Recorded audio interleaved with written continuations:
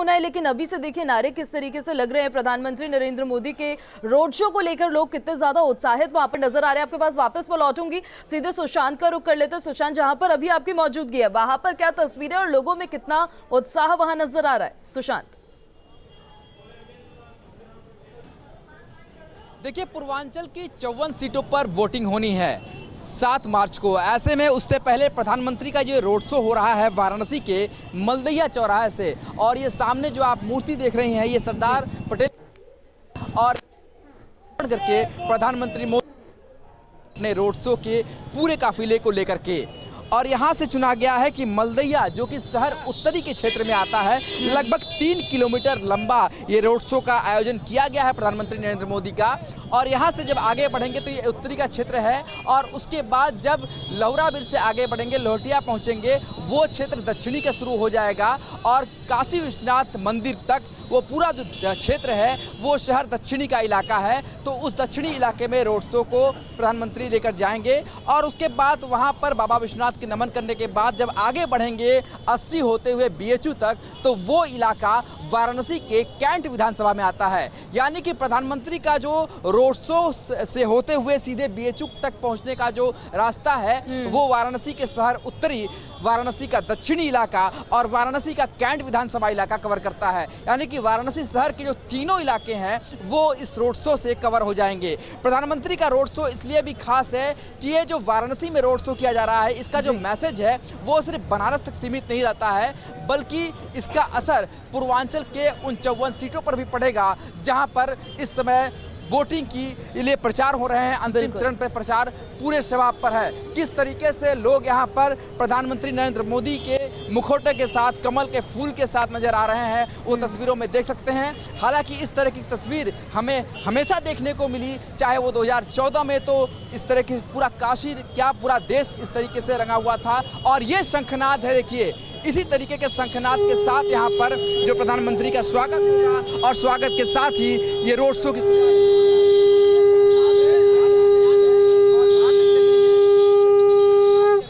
शुरुआत किया जाएगा, क्योंकि इससे लोग मानते हैं जो शुरुआत होती है और बेहद शुभ होती है। मंगल वाद्य है शंख। ये बताइए किस तरीके से आप लोग आज उत्साह में है और क्या दिखाई दे रहा है माहौल?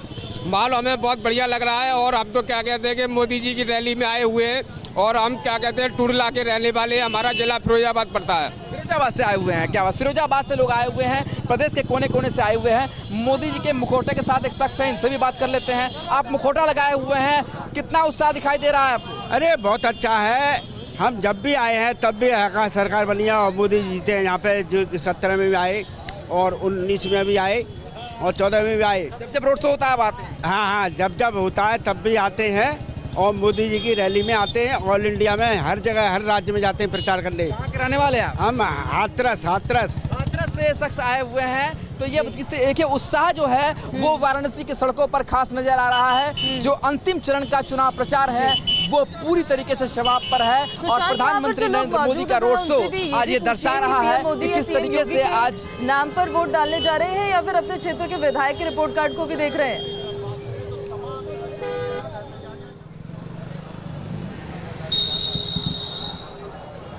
सुशांत, हमारी आवाज आप तक पहुंच पा रही है? जी पहुंच रही है।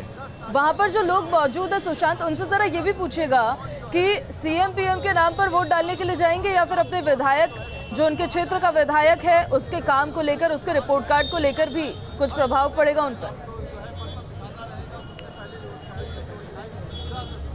देखिए ये बहुत बड़ा सवाल है। लगातार इस बारे में हम बात भी करते आए हैं कि प्रधानमंत्री के नाम पर वोट पड़ेगा या फिर प्रधानमंत्री के नाम पर वोट पड़ेगा या फिर सिर्फ विधायक और जो कैंडिडेट है उनके नाम पर पड़ेगा। भाई साहब सामने आइए, ये बताइए कि आप लोग तैयारी तो कर रहे हैं, यहीं के रहने वाले भी हैं, मगर एक गंभीर सवाल उठता है कि प्रधानमंत्री नरेंद्र मोदी और मुख्यमंत्री योगी आदित्यनाथ के नाम और चेहरे पर इस बार वोट पड़ रहा है कि जो आपके कैंडिडेट हैं उन्होंने भी कुछ काम किया।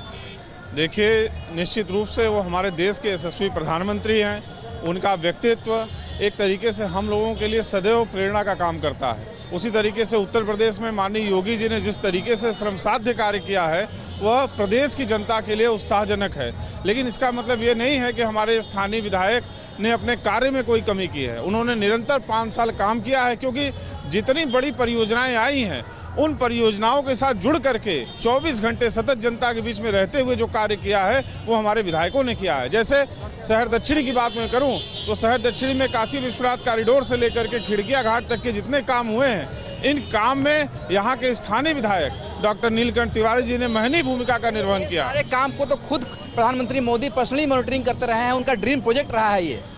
हर परिवार में जो परिवार बड़ा होता है उस परिवार का मुखिया मार्गदर्शन का कार्य करता है, लेकिन उसके जो यशस्वी पुत्र होते हैं वह सेवा भाव से उस परिवार की जो भूमिका है उसको आगे बढ़ाते हैं। क्या लगता है भाई साहब आपको किस आधार पर वोट पड़ेगा?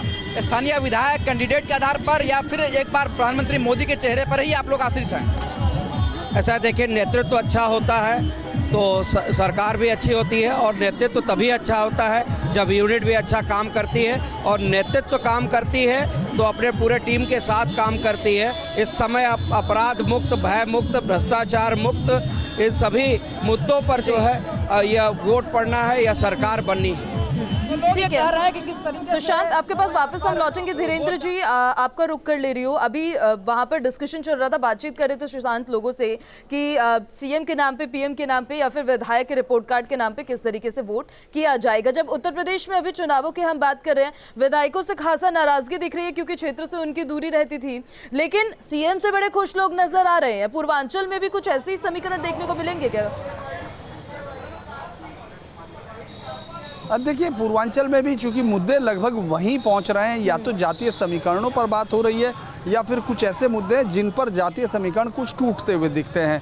अगर सरकार की तरफ से वो चीज़ की जाती है तो वो राशन है जो लोगों को कोरोना काल में दिया गया, फ्री राशन, और कानून व्यवस्था है जिसको सरकार अपना सबसे बड़ा चुनाव प्रचार का हथियार मान रही है, क्योंकि बहुत अरसे बाद, सालों बाद, हम लोग दशकों बाद कोई ऐसी सरकार देख रहे हैं जो चुनाव में लॉ एंड ऑर्डर पर अपना मुद्दा मानकर उस पर वोट मांग रही है।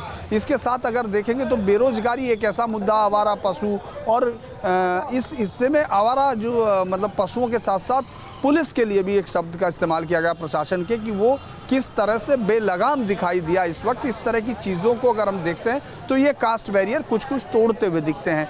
लेकिन प्रधानमंत्री मोदी और योगी, ये बीजेपी के लिए आज की डेट में भी सबसे ज़्यादा बड़े वोट कैचिंग जो लोग हैं वो यही हैं। उनके पास अगर आम आदमी को वो कन्विंस करने की कोशिश करती है ये पार्टी, तो उनके लिए सबसे बड़ा चेहरा आज की डेट में उत्तर प्रदेश में मुख्यमंत्री योगी हैं और केंद्र में मोदी जी हैं, जिनका मिला जुला, इसलिए आप देखेंगे और खड़ा किसी होता है वो आखिर कितना डैमेज करेगा और उसको कितना कवर अप किया जा सकेगा, ये 10 मार्च को इस बात का निर्णय हो जाएगा। बहुत शुक्रिया आपका हमारे साथ जुड़ने के लिए, तमाम जानकारियां हम तक पहुंचाने के लिए। तो पूर्वांचल के इस रण में आज प्रधानमंत्री नरेंद्र मोदी का मेगा रोड शो होने जा रहा है, जिसको लेकर तैयारियां पूरी की जा चुकी है। चाक चौबंद इंतजाम वहां पर है, सुरक्षा व्यवस्था के भी इंतजाम है। लगातार आपको अपडेट्स हम वहां से